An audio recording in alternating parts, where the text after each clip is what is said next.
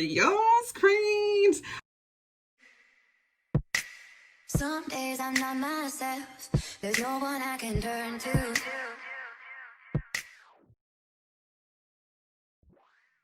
Hello everybody, how you doing? Okay, so I'm gonna start off with saying who I am. My name is Natasha. I'm also known as Natasha Krista as my stage name. But I am here today with my very first video, which I'm so excited about because number one, I am promoting my products for my business, and number two, I am going to be talking about something that is not talked about enough. And the reason why I decided to do this video is because, this is something that I am most passionate about because a lot of people don't talk about it. And eventually I would tell my story, but this is something that I feel like needs to be talked about way more than what it is now instead of being pushed under the rug. Me telling these stories could hopefully help somebody who's going through the same situation and help them get out. So this channel is based on domestic violence. I'm not quite sure exactly what stories I'm going to have going, so I'll be looking up stories off the net and pretty much talking about them. But as I'm talking about them, I will be putting on makeup. I know what you're thinking. Domestic violence stories and makeup tutorials. Well, for beginners. But the reason why I decided to do it like this is going to be a bit of, sadness, comedy, and at the end of the result is going to be something beautiful coming out of this whole situation, which would be me trying or attempting to do makeup, but also hopefully probably inspire somebody who's feeling down and eventually watches this video. Now the fun part about this is I don't really know much about putting on makeup. I could sell it to you. I know what will look nice on your skin complexion, but when it comes to applying, the thing that I would do is just foundation, eyeshadow, eyeliner, and call it a day. I don't know nothing about baking and I'm just learning as I go. So this is going to be quite interesting. But back to the whole purpose of doing this video is because I really feel that domestic violence, abuse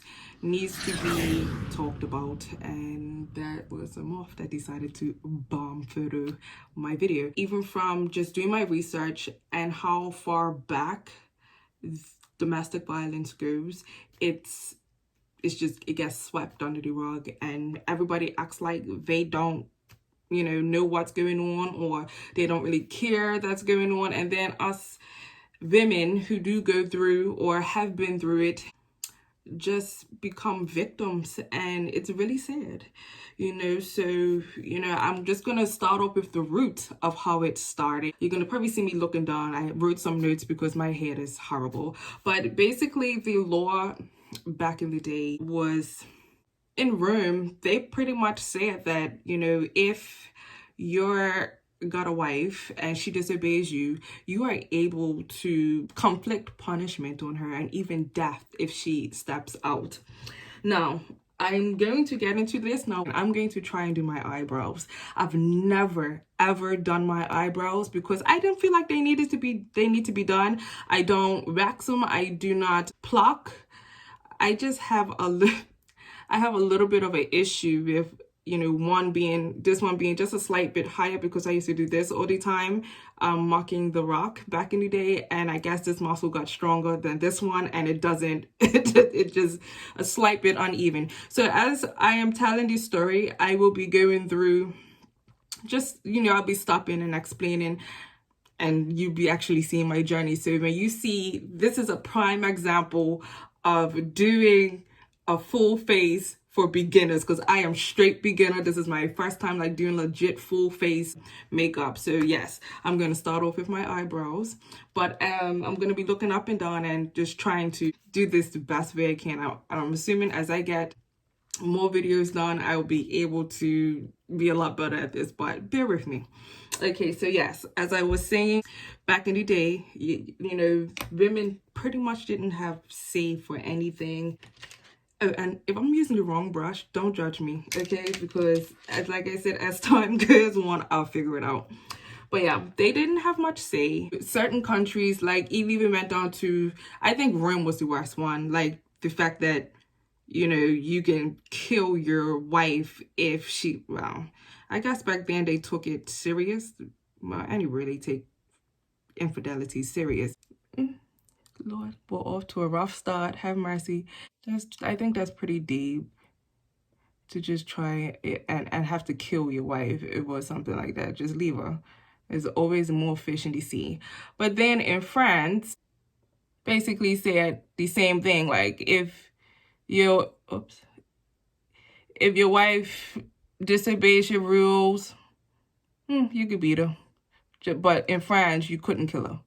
And the sad part about it is just back then a lot of women were treated so disrespectful. We're off to a horrible start.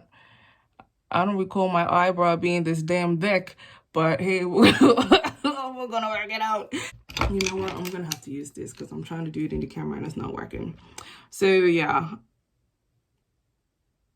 pretty much they treated the women horrible. Women had no say on anything.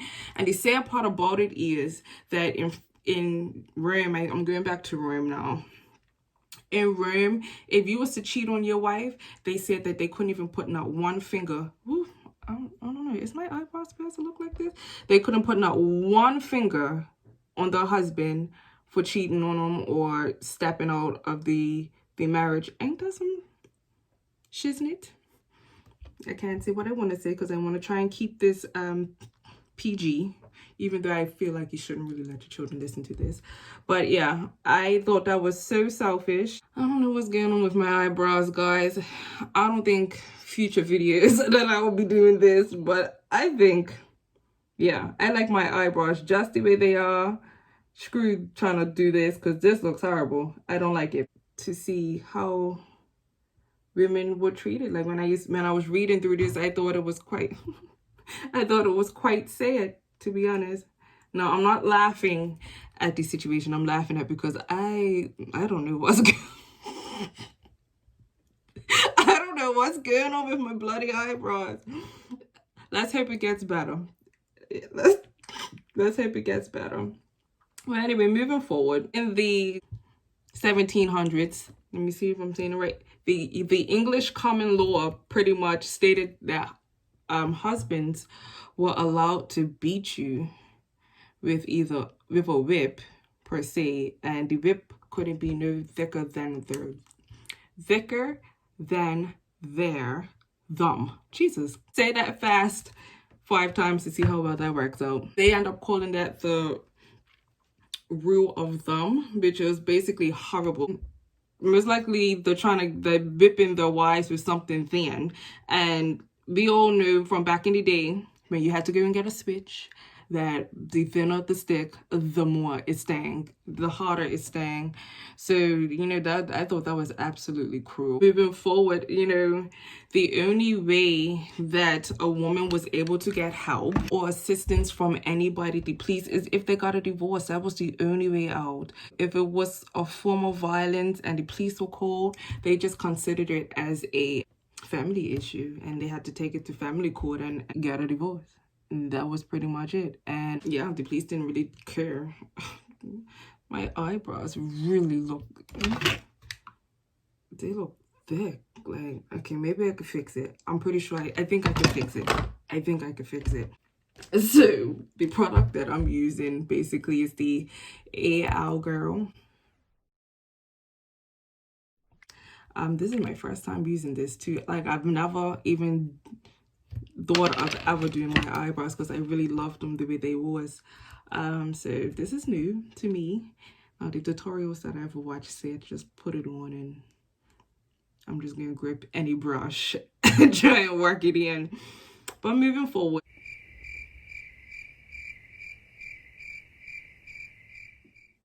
yeah, the first story that I'm going to share with you is based on a true story.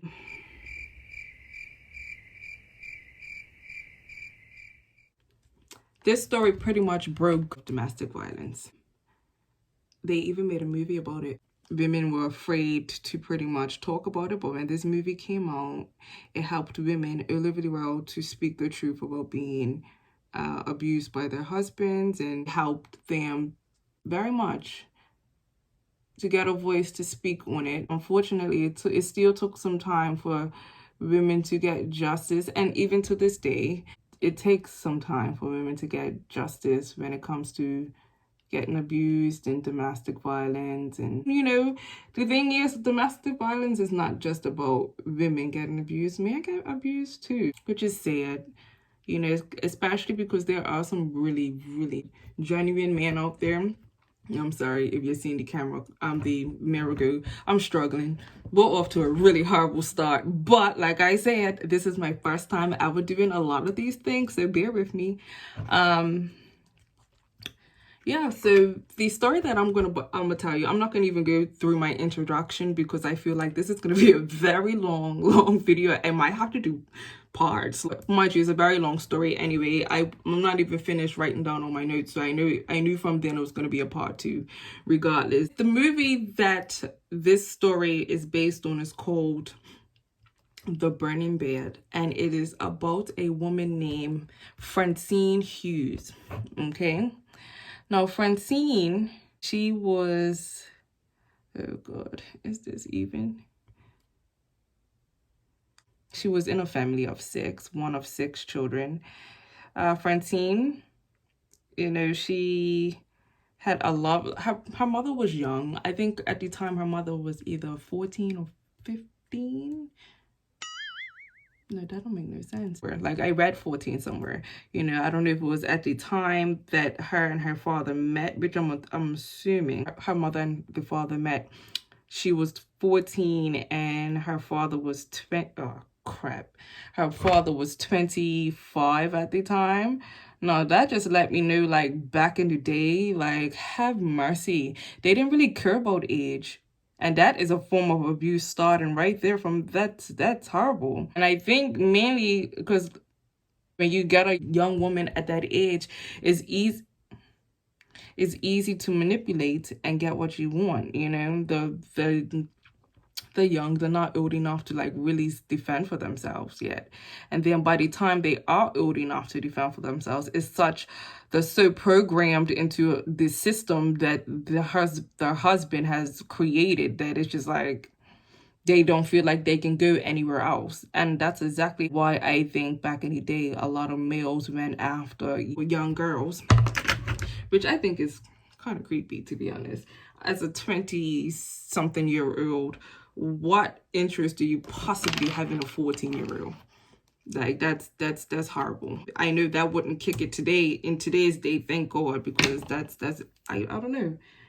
It's weird to me. Now, I'm gonna try and blend this in. Don't know how I'm supposed to do that. And I don't know if this is the right brush, but we're gonna work it. Like I said before, her parents were young, but they was determined to keep a roof over their children's head. And that's, you know, that was a good thing, I would say. They was determined. I don't know if I bought this color just a little too light. Oh, well, we work, like I said, we're gonna work it out. Oops, I just colored over my bloody eyebrow. And so this is this is horrible. Her daddy, he was a good father. He was a hard worker, but he was a weekend drinker. Some weekends, the mother had to take the paycheck, because if not, he would drink it all, you know, and that's coming. Oh, God damn it, I did it again. So, you know, just to prevent them from not having no money to provide for the week, the mama will hijack daddy's paycheck. I can't win. All right, let's try and fix this. We're gonna fix this. Moving on. Francine was a very preservative girl. She pretty much went to school. She was very bright. Her mother, you know, never really finished school, I'm assuming because she probably got pregnant. So, you know, she didn't know how to read or write until her husband taught her. Okay, so I lost the brush. So I'm just gonna use this one. At the end of the day, they all have bristles and they're all gonna do the same thing that I needed to do. Francine was determined to, you know, not really fall into her mama's footsteps of that. She just wanted to finish school. Yeah, this is not gonna work. She wanted to finish school and become something of herself. Unfortunately, her daddy had like a really bad gambling addiction, where even at one point I think he got in trouble with his job for stealing equipment to sell it to try and pay off his debts from gambling. So that sucked. Her mother was like, you know what, this is my family, I'm gonna support my family. Gangster mama. You know, that's a true woman regardless of what your husband has done. Oh, found it. What your husband has done, you're still gonna stand beside him. Back then, they couldn't check their husbands. You know, whatever their husbands wanted to do, they was allowed to do it, and the woman had to just shut up and deal with it. Which, if today's women acted like that back then, I think the population of women would be very next to none. They will kill us. So as time went on, you know, Francine was starting to lose interest in school because she was the second oldest, out of 6. She would have preferred to just stay home and take care of her siblings. They make this look so easy. Look at my eyebrows. They make this look so easy. Do they? I don't know. Do they put it in the middle here? Well, I am. I don't really care. I'm just gonna have, yeah, screw this. I'm just gonna put it in the middle and let it work. But anyway, as the time went on, you know, Francine, she's like, yeah, I'm too mature. The girls at the school, they were loosey-goosey at the age, well, how, she was 14 at the time. And she figured out, like, you know, she didn't want to really be associated with any of the kids at her school because they wasn't on her level. As time went on, them feelings start to change.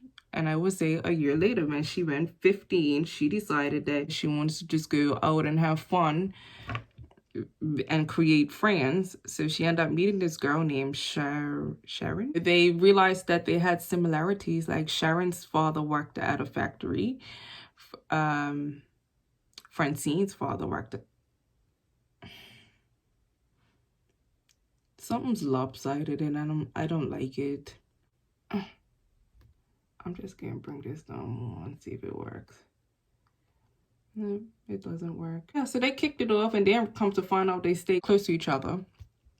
And one time they went to a little party because now Francine's talking about she's a woman now. So she don't mind going to parties. So she wanted to start doing what the other children are doing. And her and Sharon, they met 2 gentlemen. One was named Bill, which Sharon was interested in. And the other was named Mickey. So as, you know, time went on, I would say hours, because it's still the same night, Bill had asked if they wanted a ride home, which was like their gateway to get closer to the women, I'm assuming. A 15-year-old being asked to get taken home in a car, it was probably a really nice car that... Oh man, yep, this is off to just one of damn starts, huh? Earring falls out. Eyebrows look like I'm supposed to stay like that. He had dropped Sharon and Bill off and then decided to try and take Francine home. Forgot the girl's name. That's horrible.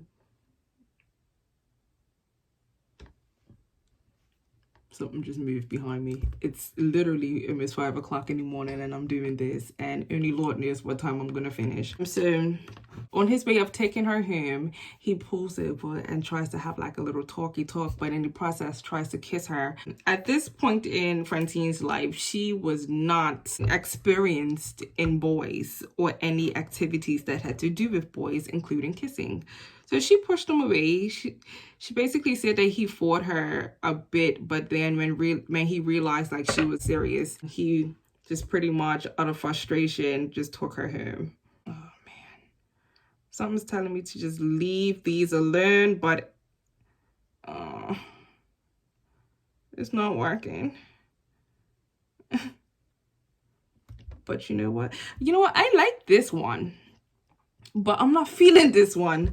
So I'm gonna fight. Oh my life, I had to fight. I'm gonna fight for this eyebrow to get the way I want it to. But yeah, moving forward with the story.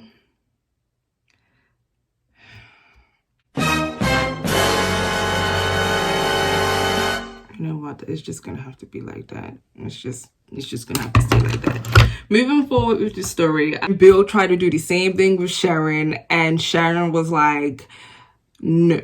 She came back to Francine and was like, these men are absolute creeps. And Francine was like, I agree, and we are not going to deal with them anymore. So they already had washed their hands with Bill and Mickey. Unfortunately, and I'm going to say unfortunately, they end up running into each other. Then he had asked her to go on a date.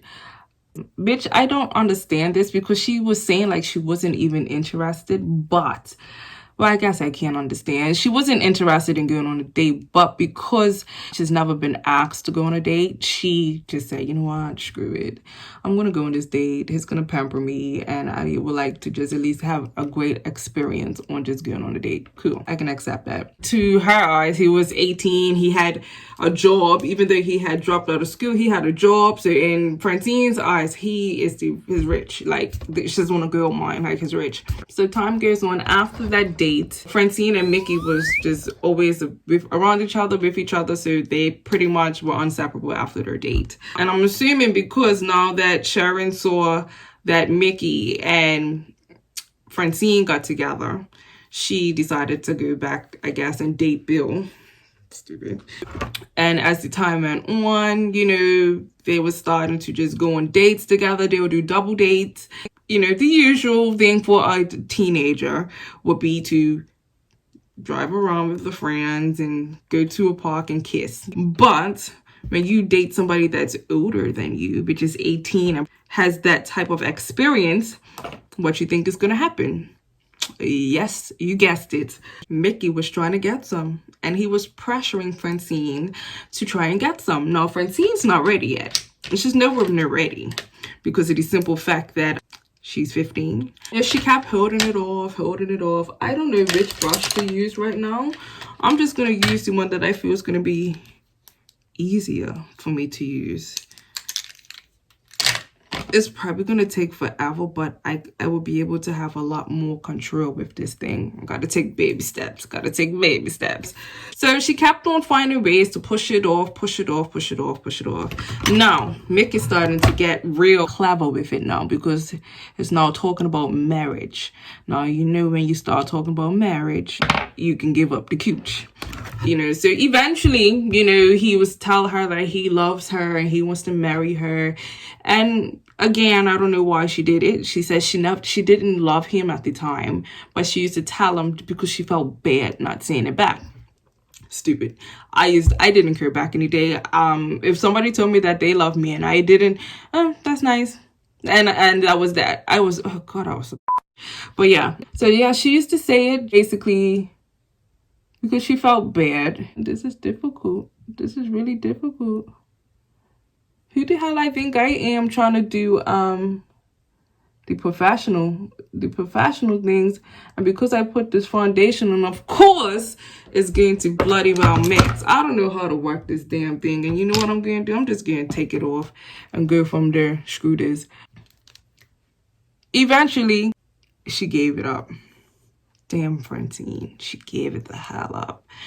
And guess what? Mickey said to her right after, like, your first words to her was not even thank you, baby. I appreciate it. I enjoyed it. It was, well, you do not have to marry me now if you don't want to. Excuse me?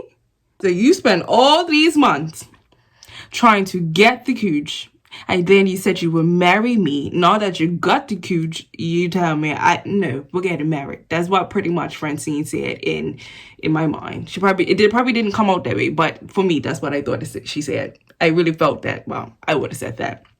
So, guess what? They got married, and the parents weren't really too cool about it. Like, they weren't happy, but they weren't gonna say no either. Like, you know, it's like, okay, well, I guess it's time to let our 15-year-old go and get married, and yay, you know, we're not gonna say nothing about that. And I guess that's the norm. It was the norm back then. No, sorry. Now, where it all started was Bill and his girl Sharon and Francine and Mickey, just before they was, I think it was like a few days before they was getting married, they decided to just go out to a little party that was happening. As they got there, apparently their ex-girlfriends, they showed up, and Sharon and Francine was like, yeah, we ain't having no part of that. And they stayed in the car while their man still walked up in the club or the bar that the girls were in. Now, we know full well in this lifetime that would not happen at all. Sorry, you're not leaving me in no car to go in a bar where your ex-girlfriend. No, that's not happening. And I'm pretty sure every other woman feels the same way. Anyway, so of course they was irritated and upset. So Francine was like, yeah, screw this. She took his car, jokingly, of course, you know, she just was trying to play around, and I guess that was the way to get his ass out. So as she drove off, of course, Mick is gonna come running after her. And she went as far as Mickey's parents' house, and she just thought it was fun. Like, she was having fun. It was funny. It was a pretty much like a prank. Nah, Mickey weren't feeling that. He was vexed. So she ran into his parents' house, you know, playfully trying to hide and just make a big joke out of it. So at that point, Mickey gripped her. God. Mickey gripped her by her shirt or her blouse. So they say back her blouse. And gripped her neck and was like, don't you ever take my car. Like, who you think you are? Don't ever take my car. And at that point, she started crying and apologized. You know, they caught her off guard. That was the last thing she expected that would happen. Yeah, either. So, like, how is this supposed to work? If women wore what they were now back then, we'll be lynched. Oh, have mercy. Whew, that was a good laugh.